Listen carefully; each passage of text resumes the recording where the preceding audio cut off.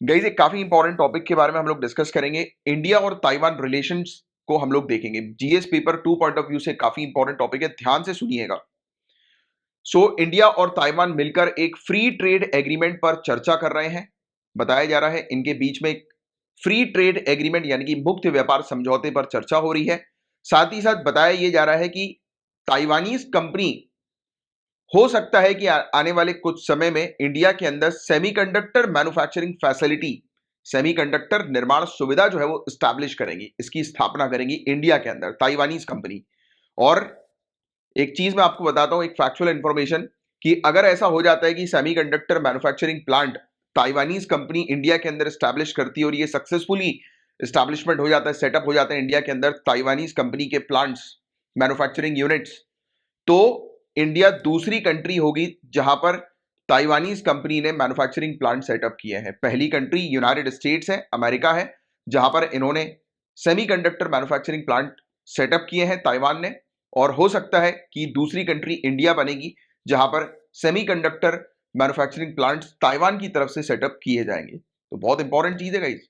और आपको एक और चीज बता दें कि हमारा अभी रिसेंट पास्ट में ही हम लोगों ने सेमीकंडक्टर मिशन जो है उसको अप्रूव किया था। हमारा एक सेमीकंडक्टर मैन्युफैक्चरिंग मिशन है, 76,000 करोड़ रुपीस का ये मिशन है। अगर जिन भी स्टूडेंट को नहीं पता है इस टॉपिक के बारे में तो मुझे नीचे डिस्क्रिप्शन पर जो है वो पूछ लीजिएगा, मांग लीजिएगा लिंक, सॉरी कमेंट बॉक्स पर जो है वो लिखकर लिंक जो है वो मांग लीजिएगा, मैं आपको वहां पर लिंक प्रोवाइड करा दूंगा, राइट, सेमीकंडक्टर मिशन के बारे में भी। सो ये कुछ अपडेट्स हैं इंडिया और ताइवान के बीच में कि अपने रिलेशनशिप को स्ट्रेंथन करने पर जो है वो अब चर्चा कर रहे हैं। और आपको बता दें गाइस, इंडिया की पॉलिसी ताइवान को लेकर बहुत ही क्लियर और बहुत ही कंसिस्टेंट है, स्पष्ट और सुसंगत है। और बताया जाता है कि दोनों कंट्रीज इंडिया और ताइवान मिलकर ट्रेड, इन्वेस्टमेंट, टूरिज्म और भी काफी सारी फील्ड्स में एक साथ जो है वो अपने रिलेशनशिप को स्ट्रॉन्ग कर रहे हैं, डील कर रहे हैं काफी सारी फील्ड में। और हालांकि आपको बता देगा इसकी, इंडिया ने कभी भी ताइवान को अपना फॉर्मल डिप्लोमेटिक पार्टनर जो है वो नहीं माना है। दोनों ही तरफ से, हालांकि नहीं मानने के बावजूद भी दोनों ही तरफ से हम लोग को ट्रेड और पीपल टू पीपल टाइज यानी कि व्यापार और लोगों से लोगों के बीच संबंध देखने को मिलते हैं। तो मतलब ये बहुत इंपॉर्टेंट चीज है समझने वाली कि हम लोगों ने इसको डिप्लोमेटिक पार्टनर नहीं माना है, राइट, क्योंकि ऑब्वियस ही बात है कि फॉर्मल तौर पर इंडिया ने भी ये चीज डिक्लेयर नहीं करी है कि ताइवान एक इंडिपेंडेंट कंट्री है। मैं ऐसा इसलिए बोल रहा हूं, उसकी वजह यह है गैस कि ताइवान जो है वो चाइना का एक पार्ट है। हालांकि ताइवान अपने आप को इंडिपेंडेंट मानती है, बट चाइना कहती है कि ताइवान जो है वो चाइना का ही पार्ट है। तो इस पर भी अभी हम चर्चा करेंगे, आएंगे, डिस्कस करेंगे। तो दोनों ही कंट्रीज के बीच में किसी प्रकार के फॉर्मल डिप्लोमेटिक टाइज जो है वो नहीं है, औपचारिक राजनयिक संबंध जो है वो नहीं है। ताइवान और इंडिया काफी सारी फील्ड में बावजूद इसके काम करती हैं। और इंडिया ने वन चाइना पॉलिसी को 2010 से इंडोर्स करना बंद कर दिया है, यानी कि उसका समर्थन करना जो है वो बंद कर दिया है वन चाइना पॉलिसी को। और ताइवान की बात करें गाइस, तो ताइवान आज की डेट में काफी सारी कंट्रीज के साथ अपने रिलेशनशिप को स्ट्रॉन्ग कर रही है।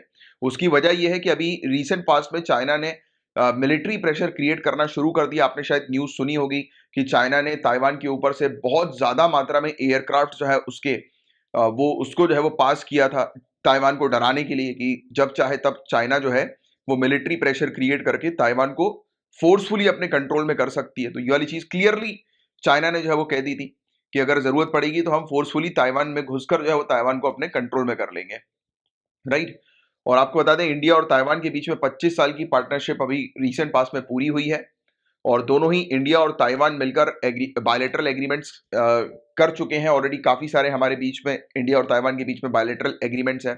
Agriculture, investment, customs cooperation, civil aviation, industrial cooperation और भी काफी सारे एरियाज में हमारे रिलेशनशिप ताइवान के साथ हमें देखने को मिलते हैं। और आज की डेट में क्या करना चाहिए, तो दोनों ही साइड को एक ग्रुप जो है वो क्रिएट करना चाहिए या फिर एक टास्क फोर्स क्रिएट करना चाहिए जिसमें एक रोड मैप तैयार किया जाए कि आगे चल के इंडिया और ताइवान किन किन एरियाज में काम करेंगे, राइट। और साथ ही साथ हेल्थ केयर की फील्ड में भी दोनों कंट्रीज जो है वो अपने कॉपरेशन को एक्सपेंड करें, सहयोग बढ़ाएं, और वो भी उचित समय पर। और बताया जा रहा है कि ताइवान जो है वो इंडिया के लिए एक वैल्यूएबल पार्टनर है। अगर हम बात करें बायो फ्रेंडली टेक्नोलॉजीज के मामले में, तो इंडिया के लिए एक बहुत ही बढ़िया पार्टनर जो है वो ताइवान बन सकती है। और थोड़ी सी जानकारी मैं आपको दूंगा चाइना और ताइवान के रिलेशनशिप के बारे में। तो चाइना क्लेम करती है ताइवान को वन चाइना पॉलिसी के तहत हुआ ये था कि 1949 का समय था। कुछ नेशनलिस्ट थे जिनको कुओमिंटैंग के नाम से जाना जाता है, कुओमिंटैंग नेशनलिस्ट। ये चाइना के अंदर जो है वो डेमोक्रेसी की डिमांड कर रहे थे, ये चाह रहे थे कि चाइना के अंदर डेमोक्रेसी जो है वो लाई जाए। तो चाइना ने जो है वो फोर्सफुली इन नेशनलिस्ट को जो है वो भगाया। और अगर आप वर्ल्ड मैप की तरफ देखेंगे तो चाइना के आप नजदीक में देखेंगे किस तरफ, जैसे कि आपको जो साउथ चाइना सी जहां पर दिखाई देगी, तो वहीं पर ही आप देखिएगा बहुत ध्यान से वर्ल्ड मैप में आपको एक छोटी सी टेरिटरी, छोटी सी कंट्री जो है वो दिखाई देगी। कंट्री नहीं कहेंगे हम, टेरिटरी कहेंगे, जो कि है ताइवान। ताइवान अपने आप को एक इंडिपेंडेंट कंट्री मानती है, बट हालांकि उसने अभी तक कभी फॉर्मली घोषित नहीं किया कि वो एक इंडिपेंडेंट कंट्री है, और ना ही उसने ये भी घोषित किया कि वो चाइना का पार्ट है। तो एक प्रकार से ये जो टेरिटरी हम लोग को देखने को मिल रही है, ये एक इंडिपेंडेंट टेरिटरी है। जैसे कि आपको पता होगा हांगकांग के बारे में, कि चाइना के अंदर हांगकांग जो हमें देखने को मिलती है वो भी एक ऑटोनॉमस क्षेत्र है, राइट। तो सेम वैसे ही ताइवान भी एक ऑटोनॉमस क्षेत्र आप कह सकते हैं, ये हमें देखने को मिलता है। तो चाइना ने एक्चुअली जिन नेशनलिस्ट को फोर्सफुली भगाया था 1949 के समय पर, वो इस चाइना के नजदीक इस आइलैंड आइलैंड पे जाकर जो है वो बस गए, और वहीं से ही फिर उन्होंने अपना इंडिपेंडेंटली जैसे कि पॉलिटिक्स वगैरह करना शुरू कर दिया।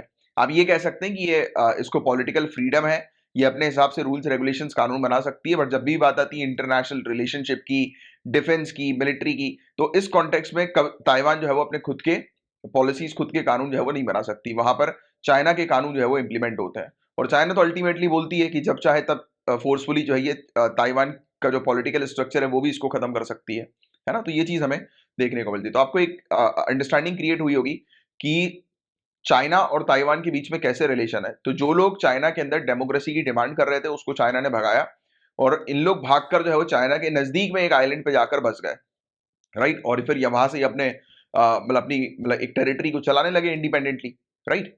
बट चाइना जो है वो जब चाहे तब इस टेरिटरी को अपने कंट्रोल में कर लेगी, ऐसा चाइना ने क्लेम किया। और कुछ समय पहले इसने एयरप्लेन्स वगैरह भी जो है वो, यानी कि एयरक्राफ्ट वगैरह भी इसके ऊपर से जो है वो निकाले थे बहुत ज्यादा मात्रा में, राइट, इसको डराने के लिए, राइट, कि समझ जाओ अभी भी, क्योंकि ताइवान जो है वो कॉपरेट नहीं कर रही थी चाइना के साथ।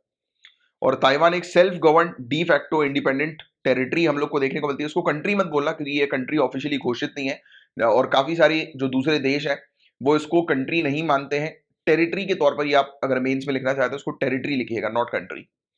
एंड इसने कभी भी फॉर्मली, क्योंकि इसने खुद ने भी अपने आप को फॉर्मली मेनलैंड चाइना से इंडिपेंडेंट डिक्लेयर नहीं किया है, राइट। बट ये भी नहीं कहा है हालांकि कि ये चाइना का पार्ट है।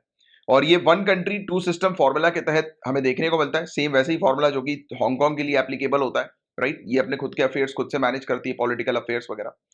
और चाइना जो है वो ताइवान को क्लेम करती है। चाइना बोलती है कि जब चाहे तब जो है ये इसके ऊपर अपना कंट्रोल एस्टैब्लिश कर सकती है, फोर्सफुली भी। तो ये था गाइस पूरा वो टॉपिक। मैं उम्मीद करता हूँ बहुत अच्छे से ये टॉपिक आपको समझ में आया होगा।